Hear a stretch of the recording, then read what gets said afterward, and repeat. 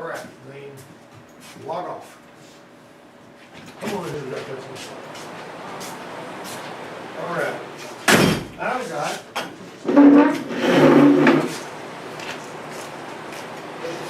a white Ford and white GMC. This may resonate with some of you guys if you've run into stuff like this. And auto hazard symbol down there. We got two stick pickup trucks here. We got a 97 F-150 with 190,547 miles with a 4.2 liter engine and a 470W transmission that leaks coolant. And I mean, when I say leaks coolant, it was leaking all over the place. Talk about that a little bit in a minute. 2003 GMC Sonoma with 39,000 miles, 4.3 liter engine. This looks like a cream puff on the outside. It's just a shiny. The brakes didn't work. And that turned out to be, it was deceptive when they bought it. They got an idea that it was a lot nicer truck than it actually was. You ever seen one like that where you think it's really, really nice, and then when you look underneath it, it's all rusted out and everything? It's terrible. Now the word entropy is this right here, you can look at that, but it looks like all heady and everything. But a lack of order and predictability, gradual decline into disorder. Why do some of our trainer cars that we haven't started in a while get to the point to where they won't start? What usually is wrong with them? The whole fuel. Old fuel, bad fuel pump. You know, the fuel pump gets destroyed by the old fuel, and we actually have other stuff. If you leave it sitting out there long enough, what happens? The tires go flat. It all goes away. It's The battery goes dead. The battery goes dead. Everything, that's what entropy is all about. The longer you leave something sit, the more it gets. If you walked away and left this building long enough, you would eventually come back and find it just on the ground, turn it into powder. Now, it may take a long time, but some things last longer than others. You know, like the pyramids have been there 4,000 years, and they don't look like they did when they were new, but they're still hanging around. They'll eventually go away, though. All right, entropy is everything that is heated will one day get cool, and everything gets assembled will one day fall apart. So, now that's elementary, my dear Honda. I just put that little thing up here because I figured it'd be funny. Now, this fellow I know's got a daughter, been overseas for a year or so, and he finally decided to drive her 2008 Element after it had been sitting parked for a year. He was alarmed at the sounds that were coming from the rear brake. Now, this guy's a doctor, you know, he's not a mechanic, but he does have a pretty good head on his shoulders about cars, and so it was under warranty. So he takes it to the local dealership, and he was told by the dealership that he had abused the brakes by riding the pedals. And they were going to have to rebuild all of his brakes, and it would need $950 worth of brake repairs. And he says, I don't think so. And so he brought it over here. And he was a retired military guy, so he qualified. All right. So the other friend of mine, there was another guy that I know that also drives a Honda, a different kind of Honda. And he went over to that same dealership for an oil change, and they promptly told him his brakes were wore out and he would need more than $400 worth of brake work. And so I asked him, I said, he mentioned to me, and I said, hey, have you had any noises or odd pedal sensations or anything? No, they seemed to stop just fine. But he was scared not to let him fix his brakes, and I guess they knew that, so he went ahead and let him do the work. So, a brake inspection, we looked at, and this is what we saw. We saw rusty rotors. How many times have you seen that on one of our trainer vehicles, like the little Sonata? You get in a Sonata, it's been sitting there, you drive it, and you hit the brakes, and they sound terrible. That doesn't mean the brakes need to be rebuilt, it just means they got rusty rotors. And all the rear rotors were compromised by this rust. It was really nasty stuff. The front rotors didn't rust all that way, the rear ones did. Don't know why the front ones didn't rust, but the rear ones did. That's just strange to me right there. Except for what? When you hit the brakes, which rotors get the most pressure? The front ones get the most pressure. Why don't you want pressure going to the back? Because of slide if you steer. If you're going around a curve on a snowy day or on a slipped road and you happen to hit the brake, if the back brakes slide first, you're going to have a handbrake turn going on there. That's why they had to have ABS brakes that's mandatory on pickups and vans starting in 1987. All right, we mounted the rotors on the lathe and didn't even cut them. We worked them over with 3M refinishing pad, you know, the little pad on the drill that nobody can find over there now because they don't know what to do with it. All right, we use this to establish the non-directional cross. So we just cleaned the rust off of them, washed the rotors with hot soapy water, dressed these brake pads that were nearly brand new with a foul so they'd seat back in, put some CRC disc brake quiet on their backing plates, to reassemble everything, and these little repairs were all it needed. It was like basically just a $5 charge is all they had to deal with. Did not need a full $900 something set of brakes. See, I think they knew this guy was a doctor, and they were just trying to get into his pocketbook. All right, so at the Mazda dealership, when I worked at the Mazda dealer, a woman came in on an almost new 82 GLC. In those days, that 82 GLC was almost new. what I found out was she parked the car for a couple of weeks right after driving through water, and some of the water had been trapped between the rotor and the brake pad, and it made a rusty spot on the rotor just exactly like the shape of the brake pad. And so the rust signature was really, and every time that rust went under that brake pad when she was stopping, you know, when she stopped, she would feel like going, you know, like that. All right, well, when I saw what was wrong, I put a socket on my drill, spun the rotor, and hold some 80 grit sandpaper up against it, and it was a quick repair. That was at the Mazda dealer over at Enterprise, and I said, and the service manager was a guy that I graduated from high school with, and he went, what are you doing? And I said, well, I'm trying to save this lady some money, and he said, well, you ain't making us no money. Well, anyway, whenever we got through, she bought us a bunch of extra work because she was really happy that her bill was only $20 for having that brake problem straightened out when she expected as a dealer to pay a whole lot more. I always enjoyed those kind of jobs. Well, this GMC, shiny black 2003 Sonoma with enough numbers on the odometer wheel to get a prospective buyer's attention. So if you've got a really low mileage, shiny black GMC Sonoma, it had $8,000 they paid for it. The brakes were making that grinding noise, and the owner figured it would probably go away. Well, the grinding noise usually go away. Not unless you've just got a little rust on the rotors and all you're doing is cleaning that up. All right? Sound didn't go away. It got worse, and then all at once lost about all the pedal and managed to limp from wherever she was to the front door of the shop. All right? This is what we found. Look at this brake caliper. It blew the caliper completely out. Brake fluid leaked all over the place because she had worn it completely out. We had a Lincoln in here not all that long ago that had every last little bit of the part that the pads bite was gone, and the only thing that was left was the park brake hat. On another, you know, people just keep on driving. That's what that one was. All right. The pads had worn really thin. If it really had 39,000 miles on it, it's really odd for that. Now I don't know what kind of shenanigans might have gone on that made this thing look like a lot nicer truck than it was, you know. But what did you remember what they? Any of you guys remember what they used to do whenever you had a noisy differential in a vehicle at the point or something? What do you do to fix that? Bananas Bananas. You put banana peel in it. I mean, and they're slippery and slick, and until it comes all to pieces, you don't even know. You know, it's really something what those bananas will do, quieten that thing down. But, you also remember the one I told you about the motor honey. The guy with the boat that bought that little boat, inboard outboard boat, had a 455 Oldsmobile engine in it. And first he asked me if I could tune it up, and I tuned it up. Then he asked me if I could come down there and put the heads back on it because he had pulled them off to have the valves done. I don't know why. Pulled them and I put it back together. We rode it around the bay, and when we got through with that, he calls me and says, I've got an engine, another 455 engine and a barrel of diesel up here. Can you build it for me and put it in there? I said, why do you need to do that, Johnny? He said, I changed the oil and a whole bunch of really thick goop came out of it. When I filled regular motor oil back up, it was knocking. Well, somebody sold it to him knocking, I guess. So I had to build an engine and put in there. You know? And I made good money off that boat for about 2 or 3 months. But anyway, all the rotors were really pitted with rust, bad. That wasn't enough. The frame and the front brake lines were too. See that right there? That is an actual photograph of one of the rotors off of that truck. And they paid $8,000 for it. It had a shiny paint job. Boy, you look underneath, it was awful. It looked like a portion of the Titanic whenever they got it out of the water. It was bad, bad, bad.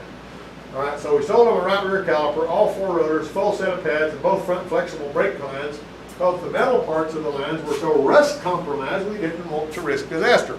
What I tell you guys about brake lines, the brake lines that are riding in that frame, gets all that mud up in there, gets water up in there. Next thing you know, you hit the brake, you feel like you're stepping on a plum. It goes to the floor, you look under there, there's brake fluid dripping out because you got one of those long brake lines that's been compromised by rust. And when I used to drive those Volkswagen Rabbits, and when I worked at the dealership, Volkswagen had a recall on some of their Rabbits because on those Rabbits, the early Rabbits, the brake line went under the carpet inside the car. What happens then? Carpet gets wet, the rust attacks the brake line, you go to mash the brake, and it blows a hole in the brake line, and how much pressure is on them brake lines when you hit the brake? 2,000 pounds. If you're standing on a brake pretty hard, 1,500, 2,500 pounds. It's really, really a heck of a lot of pressure. That's why the brake lines are so tiny, because you don't want a lot of square inches. The bigger the line is, the more likely you are to bust it through. But a really little line is really, really thick on there. And it does just fine unless it starts to get weakened because of rust. And I was driving my little Volkswagen Rabbit that had already had the recall done on it.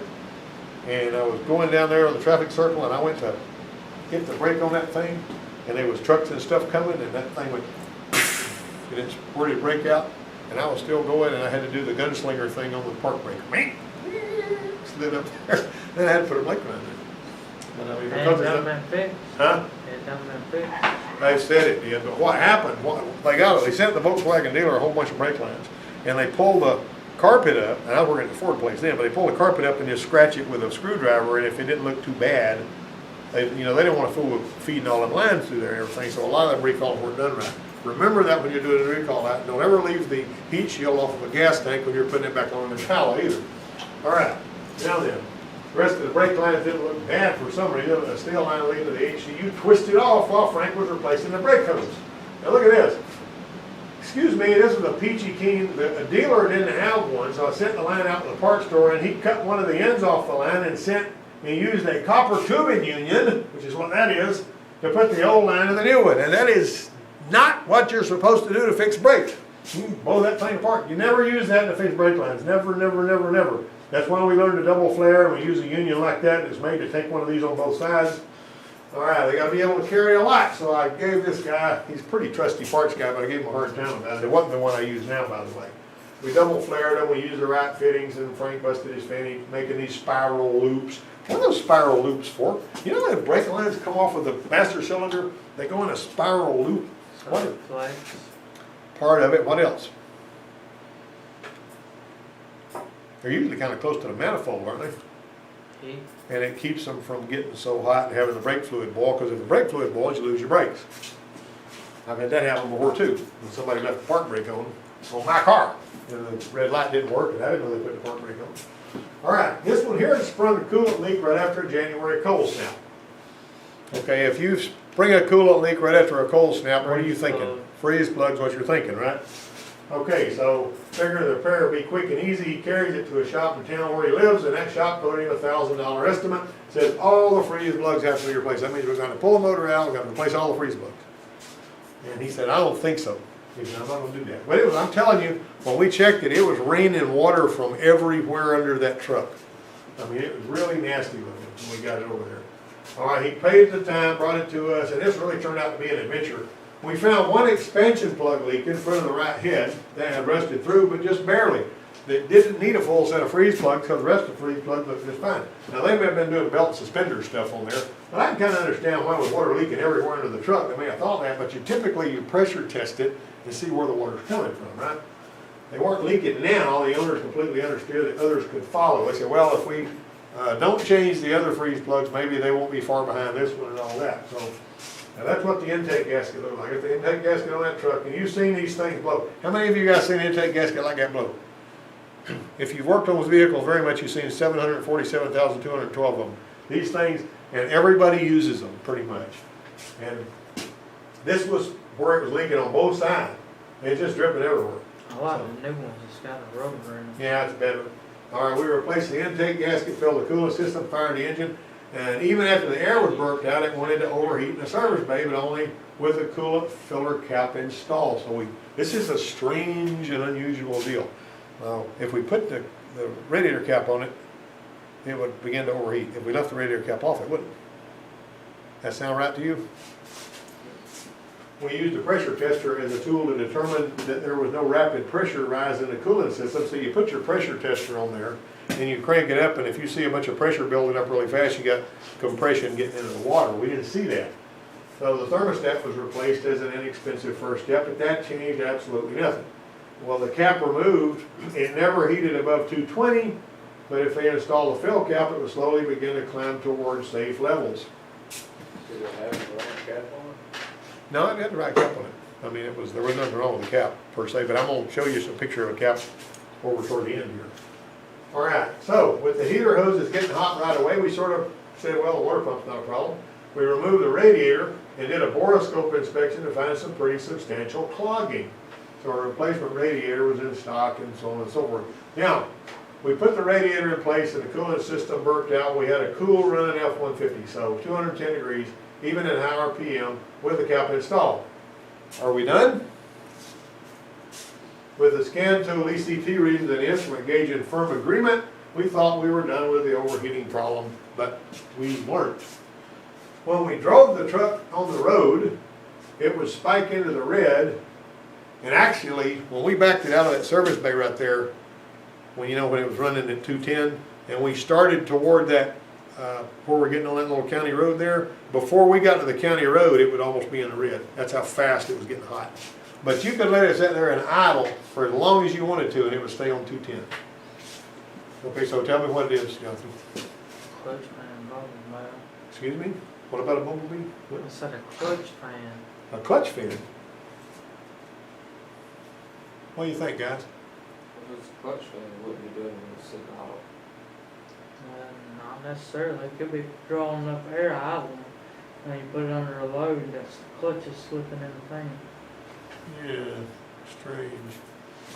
All right, well, that's not such a bad idea, but clutch fans are about $100, so you gotta be careful about, you need to buy this and you need to buy that, you know what I'm saying? I mean, I'm working on the vehicle, so. Yeah, but they never complained about this. They worked and worked and worked and worked on it. This is what a radiator looked like. See, I took the end off the radiator just to see what was in there, and I saw these big flakes of rust floating around in there. Now let me ask you this: Huh? They chewed up the water pump in. Yeah. The only reason that you're going to have big flakes will come off a water pump impeller, isn't it? I mean, because where else are big flakes going to come from like that in there? They're going to have to be coming off that laminated mild steel impeller. And it was all clogged up. We can say, well, obviously the radiator made a difference. And I had several pictures of this. It was awful. And sometimes, if you know you're not going to put the old radiator back on there, just bust the tanks off of it and see what it looked like on the inside. You'll be surprised what you find. You learn a lot that way too. All right, this is what happened. Look at there. What's wrong with this picture? The water pump impeller came slam off. When we pulled the water pump off this thing, the impeller was just laying up in there. Now then, what I'm scratching my head about is, with no water pump working, how did the heater hoses get hot so fast? Secondly, and why did it not overheat unless you were driving away? Unless it was doing like the old Model Ts or something, percolating water, so. I don't know. It didn't sound like it was percolating. I guess it could have been. But anyway, that was nasty. All right, so this is a bad radiator cap. This is a good radiator cap. And this is a brand new radiator cap on drugs. See that? The brand new radiator cap right here is dangling like a bad one. And that is a stamped radiator cap. And so I was saying, why is it that I'm getting a brand new radiator cap that's still on the card that this little, and you know what this is for? Whenever the pressure in the coolant system comes up, it pushes that up and it goes into the surge tank. And whenever you cool it off and the coolant contracts, it opens this and pulls the coolant back out that it had put in the surge tank when it compressed that. If this is always dangling, and you've got stuff just coming and going, and that's not really good. And I'm thinking, why in the Sam Hill what we got this one dangling? Now, I actually did some heavy duty research on this, and I even put a video on there talking about it. Brand spanking new cap with a dangling thing, and I don't like that. If somebody gives you a brand new radiator cap and that thing dangling, reject it. You know, say, even if they come up with 2 or 3 that look like that thing is not supposed to be dangling. Well, one of the things that some bit of hooey that somebody may agree with that I don't, was I got something that somebody told me they had found on Stant that said, we have this cap like this so it won't build up pressure and stretch your hoses or something. I mean, I was thinking, if that's the case, why do any of them have a sealing? You know, I never got that. But anyway, that one right there was a brand new one I got to replace this one. You know, when I got it out, it looked just like that one. So anyway, I kept sending it back. He finally sent me one with the same part number that wasn't dangling like that. Read this. Anybody can read that? Can you read it? What about it? Zachary Hudson, can you read that? Now you're reading where the 0 is. Right here. All right, so if you was going to write down that reading, what would you get? I would write 2.250. Right? Now watch this. You notice the 25 is lined up perfectly? So when this one's lined up perfectly, and that one's lined up perfectly, you're right on the mark. If you were between there, one of these other ones would line up. Talk about that a little more. All right, So you got, on this next one, you're less than an inch. Got that? See that? Okay, you're between 7 and 8, so 775, actually between 775 and 8, which is right there. And the only one that lines up just right, look at these numbers down here, is the 11 one. So 775 plus 11 equals 786. That's how you read that one. All right? Okay, now then, read that one. First person that reads it gets a pat on the back and an attaboy. Wait. This is the same one. Same one as the first one, isn't it? And what was that reading? 2.250. 2.250, two and 250,000. What about this one?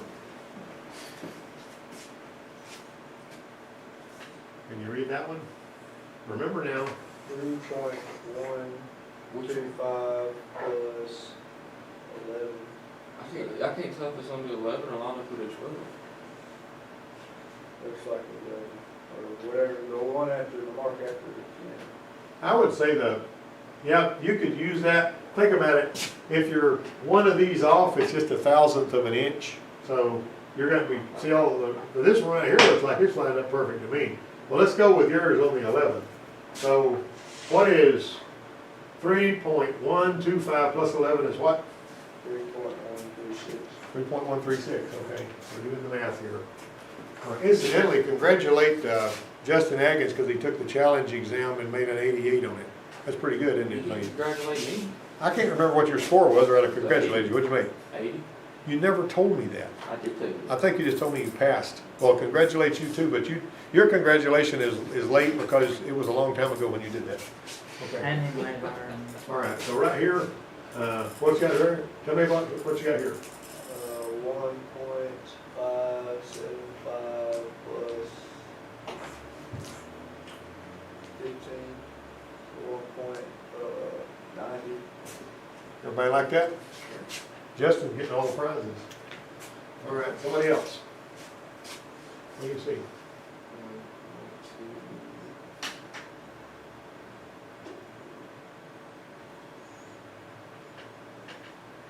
Hello, it's awfully quiet in here. 1.241. 1.241. No, sorry. What is it? 1.42. No. This is 441. 425. Which one's lined up? Yes. 1.42. 1.441. If you like that one. Well, 1.1 and 441,000. All right.